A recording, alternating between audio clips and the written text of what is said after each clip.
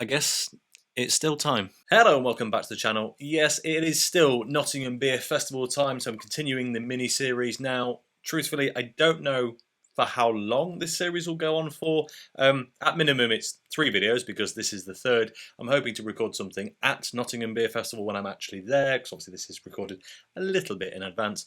And maybe I'll get to a fourth, but just in case we don't, we had to do another one from the new Blue Monkey range because, well, to be honest, they are just scintillating. So that, and to be honest, I don't have that many different Nottingham brewery beers in right now, which was a bit of bad planning on my part. But anyway, on to the beer. So this is from Blue Monkey, again a part of their new craft range, as was the previous beer that we did, and this one is a little bit more amped up, I think is fair to say. This is a Belgian cherry stout at 7%. Now, I have kind of reviewed this before in the video where I went to Blue Monkey to their craft beer launch nearly 2 weeks ago now. I did sample this beer and talk about it, but it was such a big, rich, indulgent, and frankly brilliant beer that 2-minute review simply will not do. So let's talk about it properly now. Before we break into it then, here is a quick look at the can. You know, the new Blue Monkey motif, as we've come to expect, looking dazzling there.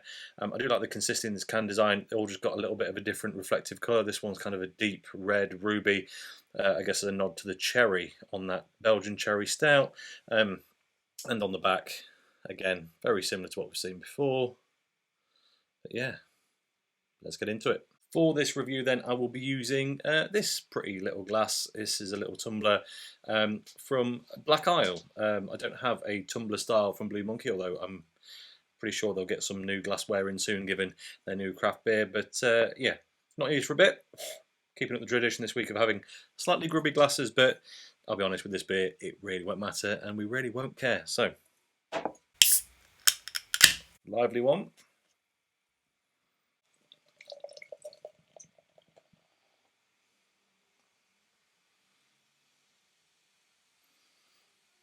Lively indeed. While we wait for that to settle down, then what can we say about it? Well, this is a beer style that does come through on camera as it does in real life, and I have to say, that is dark. That is really, really dark. What you see there is, well, yeah, exactly as I'm seeing it.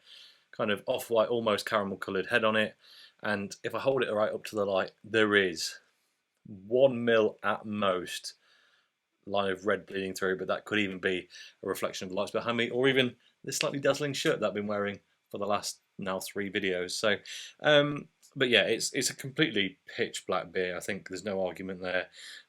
So, aromas. Now, I think I said this about this beer at the time. It's very understated on the nose for a big 7% stout, and let me just move that can so you can see it properly. It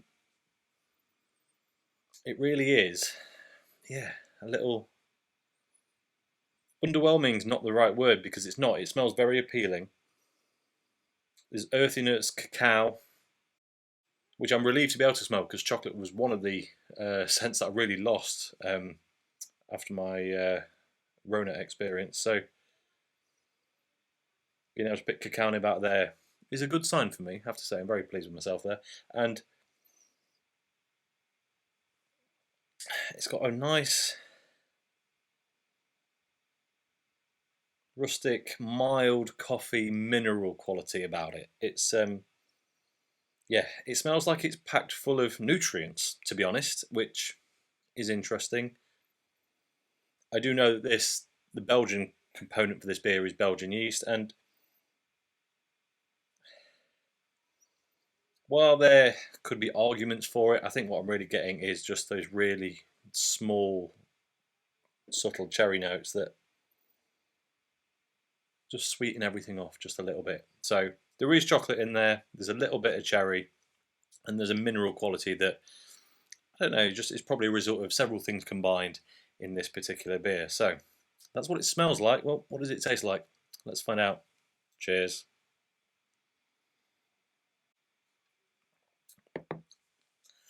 That is dangerous. Not just a little bit dangerous either. That is as smooth as they come. I mean, what they've done here, and what I said about all of their new craft beers really in that previous video, is they've managed to bring big, full, flavourful beers, and often styles that could be jarring to people who aren't familiar with them or know that they already like them,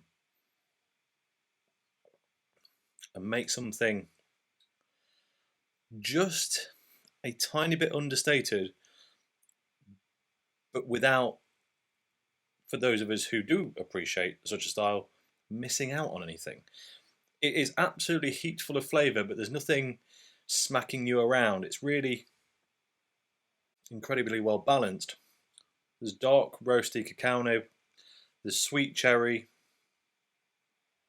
and the cherry along with the Belgian yeast, and I know this is something I said in my previous mini review of this beer, blends together, and you almost end up with a fruit compote-y.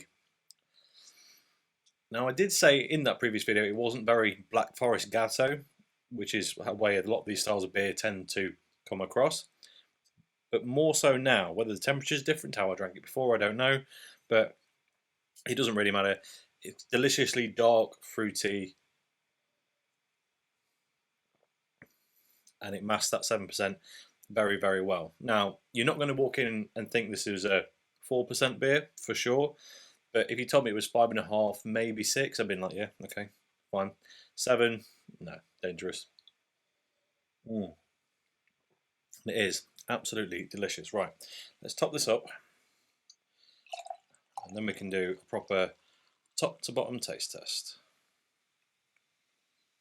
There we go, it's all in. So, initially, super light, mild, prickly carbonation on the front of the tongue.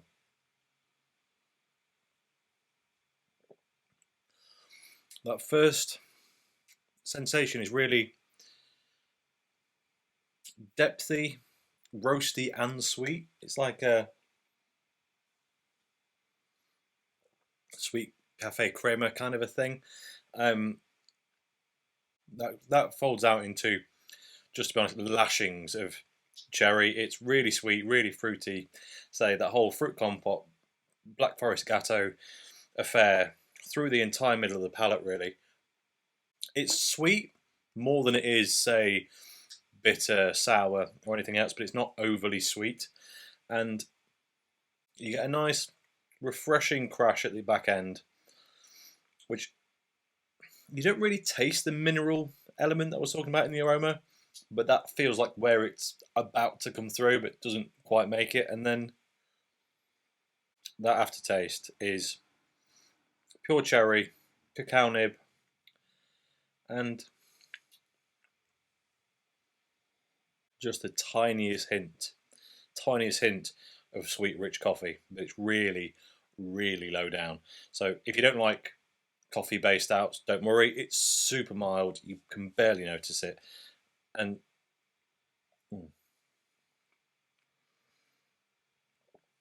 that is absolutely fantastic. Right, let's take a look at the can. So on the front of the can, Blue Monkey award-winning craft brewery, Belgian cherry stout at 7%, unfiltered and unfined. Drink fresh, keep cold, recycle, as it says on all of their new style cans. On the back, it does have their original Blue Monkey logo, just so you know who it is you're dealing with there. And there's also a QR code, which I went to on the last video, and it just goes to the website, so we won't go through that again. But Belgian cherry stout, 7%. The hops are Magnum. The ingredients are water, malt, wheat, oats, yeast, hops, and cherry puree. It's vegan friendly. Whopping 3.1 UK units in this can due to the ABV. Gives their address and all the normal information. The best before on this is the 2nd of January next year. So I'll be honest, if you've got any of these hanging around still by New Year, great excuse to drink them, to be honest.